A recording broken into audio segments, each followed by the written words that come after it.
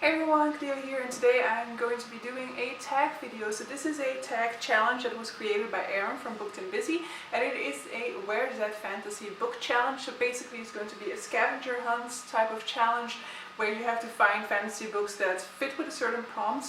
Now I haven't looked at the questions yet. I have them I have the video open and I'm going to be checking them out as I go through it. It is a time challenge, but I will get the timing through my video, I guess.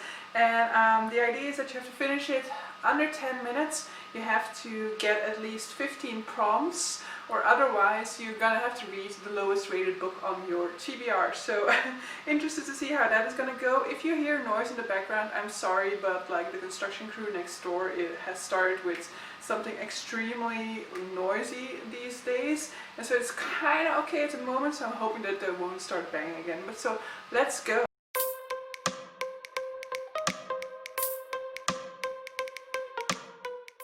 So the first one is a book over 1,000 pages, and that is super easy because we go with Words of Radiance by Brandon Sanderson. This is, get me the page count, 1,096 pages. Second question is a book older than you. So a fantasy book older than me. That is also easy because a fantasy book older than me would be The Fellowship of the Ring, which was published in, where is that data? In 1954.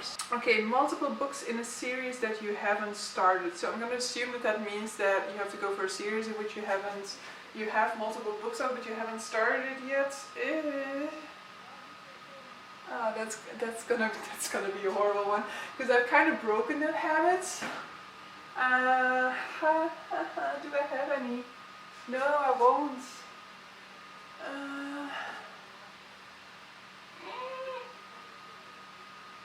Well,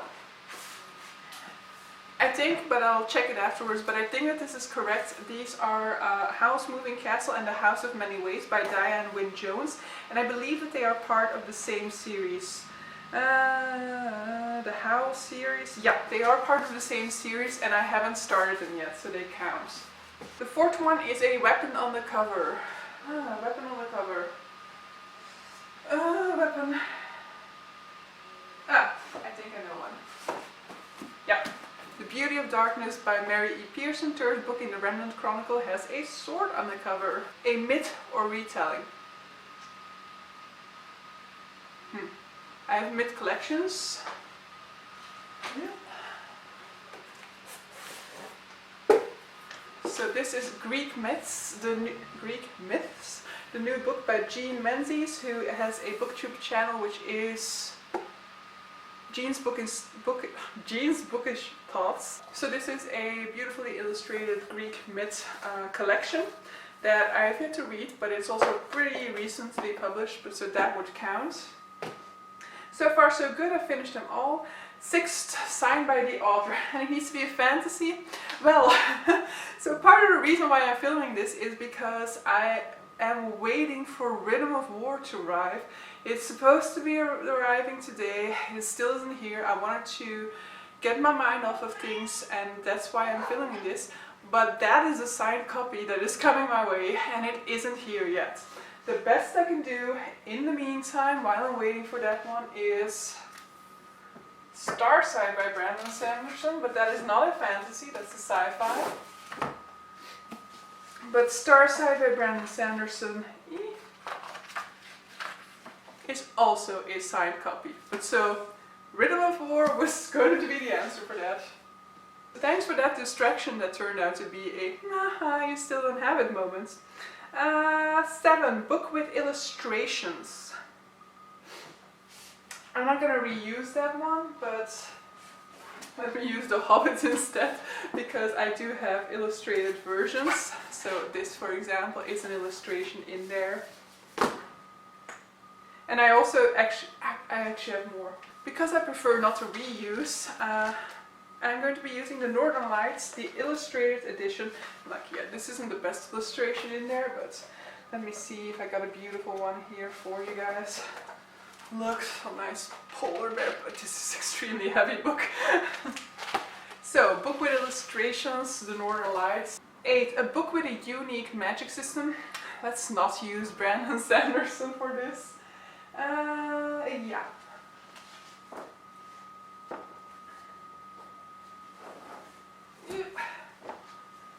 The 5th season by N.K. Jemisin, which has a magic system in which there are people who have power over the earth. They have power to sense when earthquakes are happening, for example, but they can also quell them.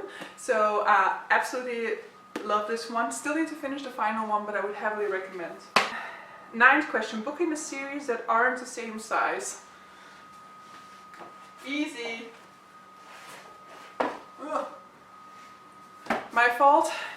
Name of the Wind, I have it in a small paperback. The Wise Man's Fear, I have it in these beautiful big chunkers, so huge difference between these two. 10. A book featuring a bastard child or a lost heir.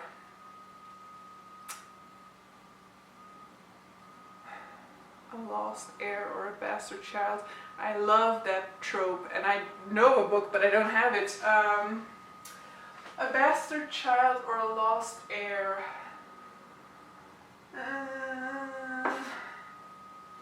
No, don't know.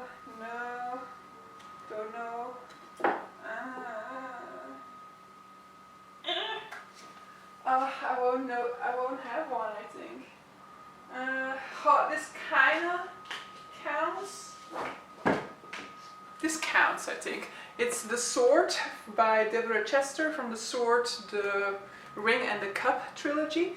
And so this is the protagonist in this one is the heir to the kingdom, but he's like kept away he's kind of sequestered away and kept in secrecy because the kingdom has been taken over by somebody else. So that counts as a lost heir, right? 11. An assassin story. You have to do that to me. The same book that I was thinking of for The Bastard Child, which I don't have, which is Assassin's Apprentice by Robin Hobb. I don't have that book. An assassin. Why?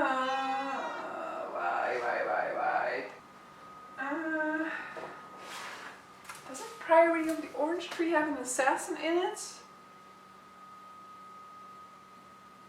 Like, what is her name?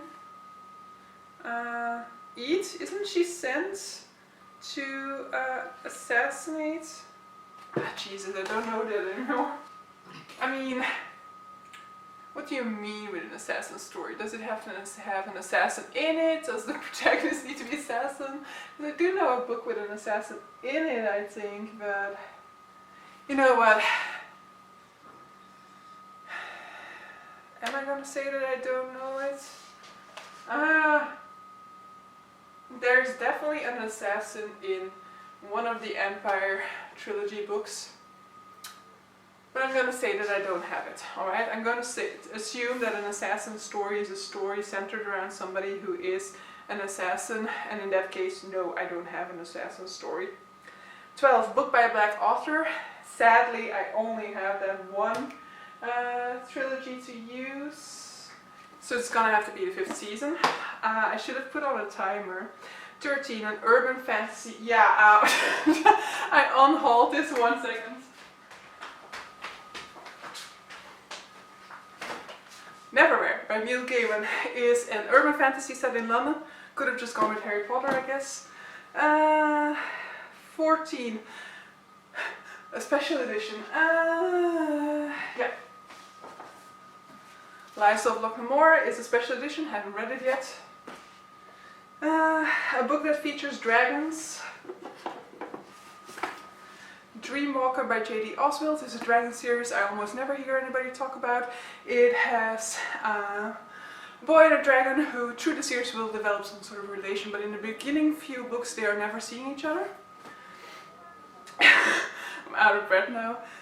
Multiple copies of the same book. Right. I have The Lord of the Rings, and as you saw earlier I do have other copies of that book. An underhyped book. The Magician's Guild by Trudy Canavan. Great series, don't hear anybody talk about it, or don't hear a lot of people talk about it. A standalone fantasy. counterfeits. Wait. The Last Unicorn by Peter S. Beagle. As far as I'm aware, it does not have a sequel. It's a great one. More people should be reading this, and it has a great animation movie as well. Kind of creepy though. One word title. Well, Magic by Angie Sage. First book in the Septimus Heap series. All of the books I think have a one-word title in that series. And then 20, a book with a talking animal.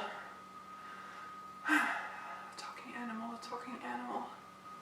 I'm gonna have to go with one that I already have, which is, I'll use a different edition. I also have multiple editions for this one.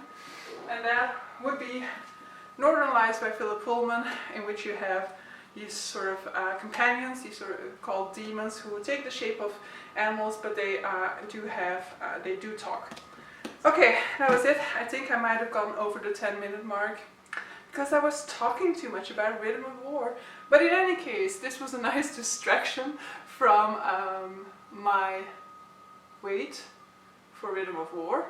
I'll have to see on the camera how much time it took. I know I had to put it on a second time, and it works in 10 minutes increments, so we'll just have to see what ends up happening there. If I have to read the lowest rated on the book on my shelf, I don't actually know what that would be at this point in time, because I have been on-hauling some books. And should it be the lowest rated fantasy?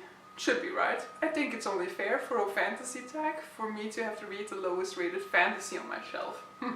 Loophole. Okay, so guys, I hope you enjoyed this one. It was quite stressful, but I did indeed get some exercise there, having to go and find Neverwhere in the middle of this tag. But yeah, see you guys for the next one. Bye.